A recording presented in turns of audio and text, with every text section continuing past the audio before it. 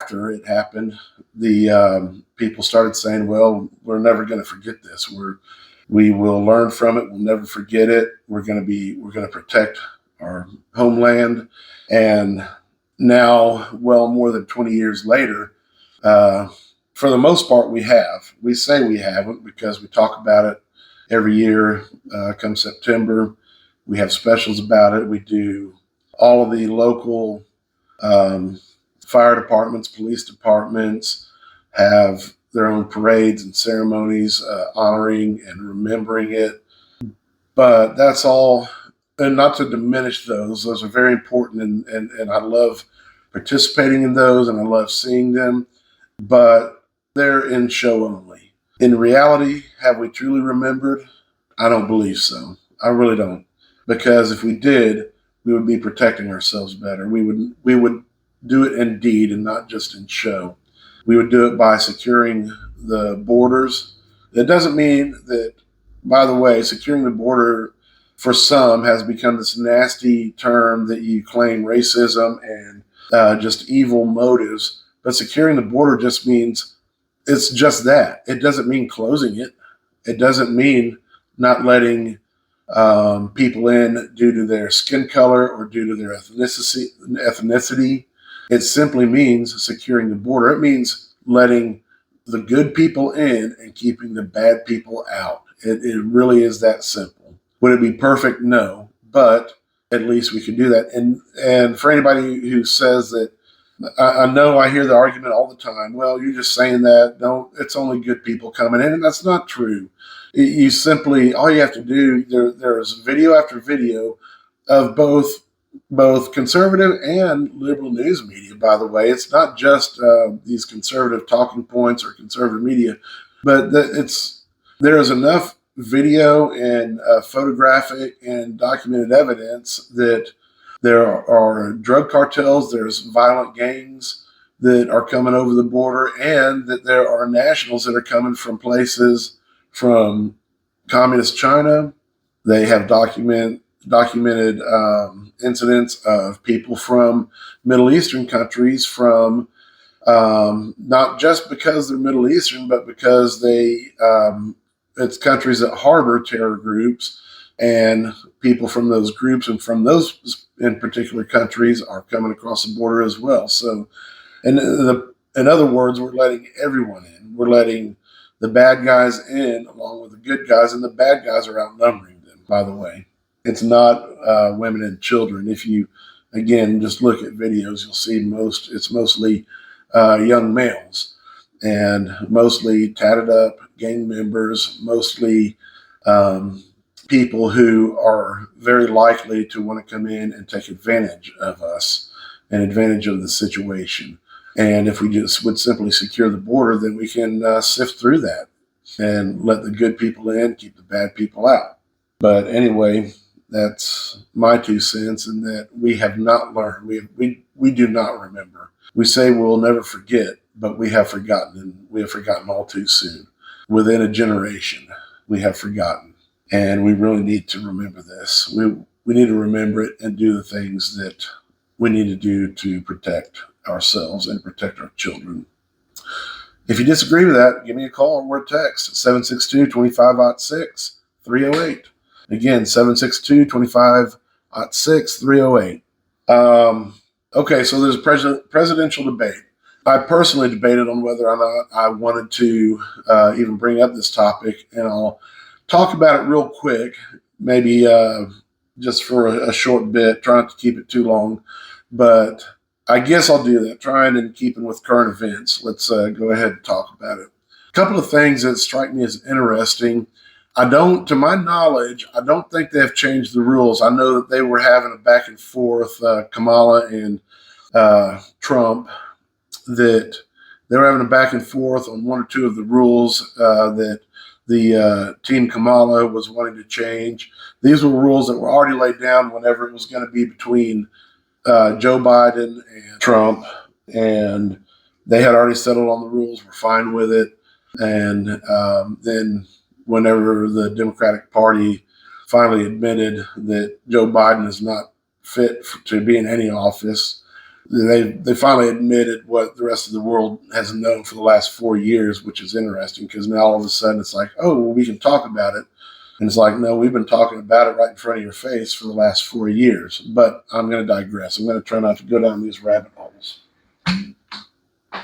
Sorry, I just had to take a little drink of water. If you hear me slurping, it's either having a quick drink of water or drinking my coffee because it's pretty early in the morning right now. I'm not going to tell you what time it is, but it's early enough that I still need some coffee. Anyway, back to the point. They're talking about the rule changes, and one of the main rule changes, it's funny, is that Kamala Harris, her team wanted to change the rules about having whether to have an open mic or not for the person who is not talking. Their reasoning, supposed reasoning behind this is the fact that they said that Kamala will not have her, and I can't remember exactly how they put it, but she will not be able to, she'll be at a fundamental disadvantage, I think was how they put it, because she has so much experience as a prosecutor and that kind of nonsense that they're basically just coming up. What they really want, I'm going to tell you, I don't think I've heard anybody say this, but this is the reason they wanted that so bad. They finally relented last I heard, and I don't think, forgive me if they changed it, but I don't think they have changed it. So, but the reason they want this is that right now, as it stands, without changing the rules, whoever has the official time, they're on the clock, they're the ones that are answering a question. The other one, their mic will be muted, so they can't interrupt or retort or something like that.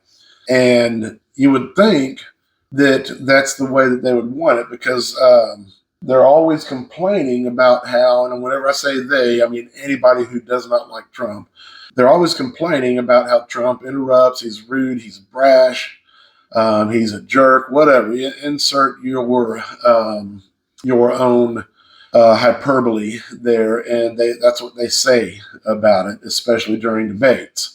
So you'd think that they would be good with having the opponent's mic muted while, let's just say, for instance, it's Kamala's turn to talk. They would want Trump's mic muted, but they were fighting for a few days to try to get it to where they would not mute either of them.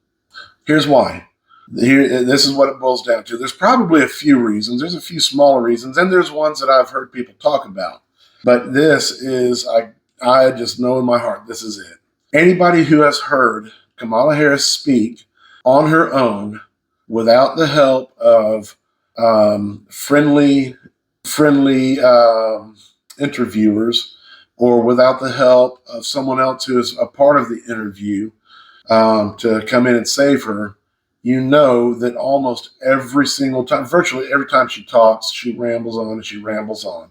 Now, Joe Biden did this, but that's because he was unfortunately suffering from dementia. He was just an age-related dementia, and who knows what else going on there.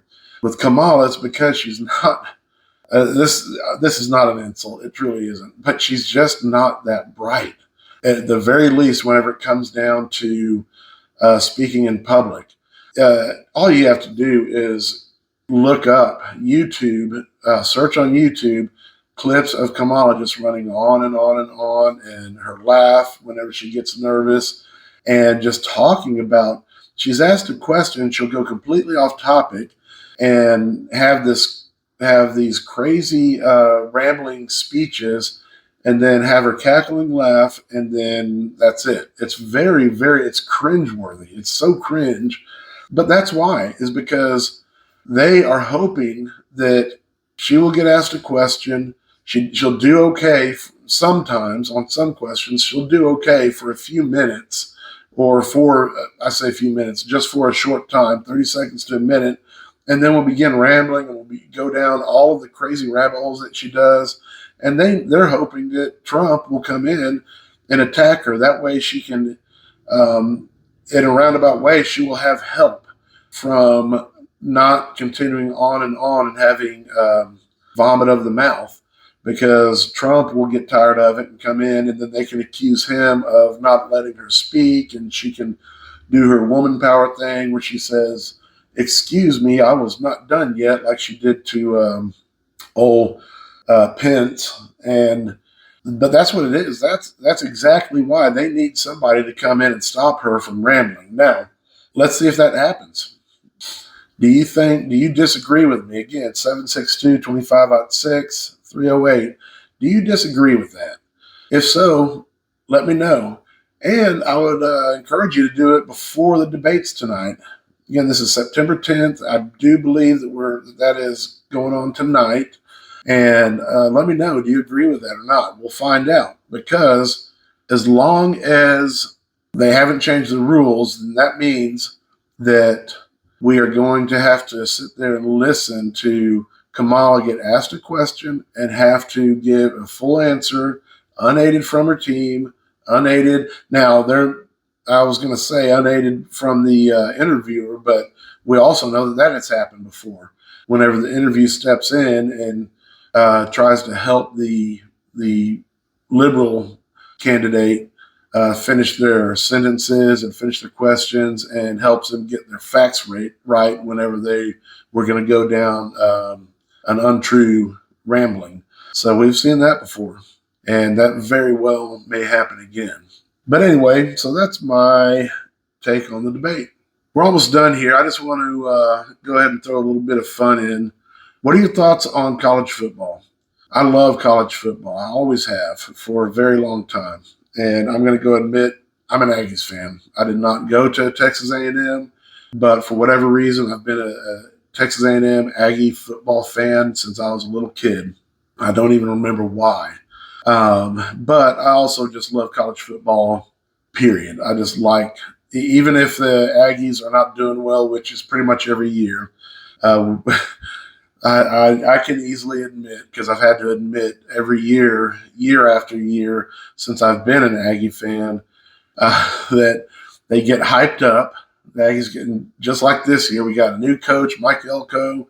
We get so hyped up and then we get let down. But that's okay. I am still and will always be an Aggie football fan. But even whenever they're not doing good, and even if they're not playing, I love just watching any teams. There are certain teams that I hate. There's certain teams, so to speak. Hate's a strong word, but you know what I mean. There's certain other teams that I may not be a huge fan of, not like Aggies, but at least I enjoy them. Sometimes it's just the matchup. It's two teams that are evenly matched up, and they make for a really good game. So that's the kind of stuff I like, is the college football. I want to know your thoughts. What are your thoughts, whether it's college football in general? Let's talk about NIL, how it's affecting college. And for those of you who don't know what NIL is, it's it's the name, image, and likeness. So now players are getting compensated for their name, image, and likeness as they're playing college, and that's been a hot topic for a long time. Just a quick, very little bit of facts on that. NCAA did not choose to go down the NIL. In fact, they may have had a roundabout hand in it, only because they chose not to address it sooner. And what I mean is, there's been this debate as to whether all the colleges and the NCAA, they're making money off of the name, image, and likeness of the athletes. But the NCAA has had a rule that the kids, and I don't say that derogatorily, but these young kids not making money while they're playing in school. And I get it. The whole point, whether we truly are sticking by it or not, at least in spirit, the point is we want them to. They're amateur players as far as they don't have a pro status, and they're also going to school still, and they want them to at least have some semblance of a school life and academic life, and have that amateur career before they move into the bigs. And I can be on board with that. Here's the problem, though, is that the downside is how much the NCAA and the colleges have benefited from these students, and they've never been compensated, and that's not right either. So there was finally a court challenge, and the court ruled that they basically forced the NCAA's hand. Now they have to, and so we came up with NIL, and to where they have to. And my problem with the whole thing is that the